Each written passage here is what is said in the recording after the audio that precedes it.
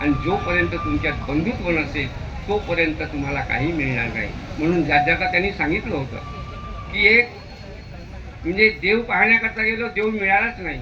आत्म्याचा शोध घेतला, आत्मा कुठे भेटलाच नाही.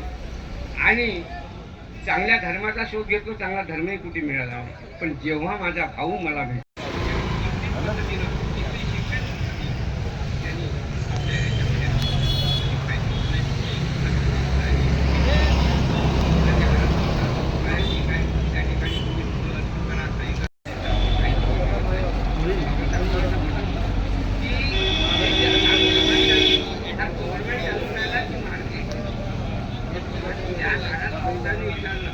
उद्याचा जो मार्केट आहे तो मार्केट कसा काय गव्हर्नमेंट समाज जो आहे, आजची जी राजनीती आहे, आजची जी तर अशा प्रकारे आपल्याकडे ग्रंथ निर्मिती झाली आहे, साहित्य निर्मिती झाली आहे.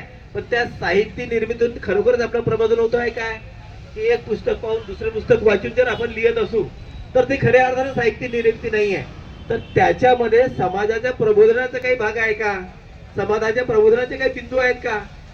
हे जर त्या साहित्यामध्ये त्या ग्रंथामध्ये येत असतील तर निश्चितच आपल्याला समाज प्रबोधन करता येईल.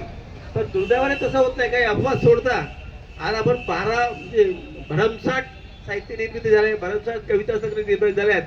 पण त्याच्यामध्ये किती लोकांचं प्रबोधन होते? जो कवी आहे तो आपला कविता संग्रह लिहितो. प्रमाणे प्रेम करा. बाबासाहेबांनी म्हटलं लोकशाही म्हणजे काय? लोकशाही एका शब्दात मला उत्तर द्या म्हटलं. मणिशंकर अय्यर नावाचे एक IAS ऑफिसर होते. नंतर ते IAS ऑफिसर झाले, त्याच्यापूर्वी ते प्राध्यापक होते. त्यांना विचारलं व्हॉट इज डेमोक्रेसी, मला एका शब्दात उत्तर पाहिजे. व्यक्त करून मी माझे 2 भाषण इथे सांगतो. आजचा हा शेवटचा दिवस आहे. हा दिवस अत्यंत उत्साह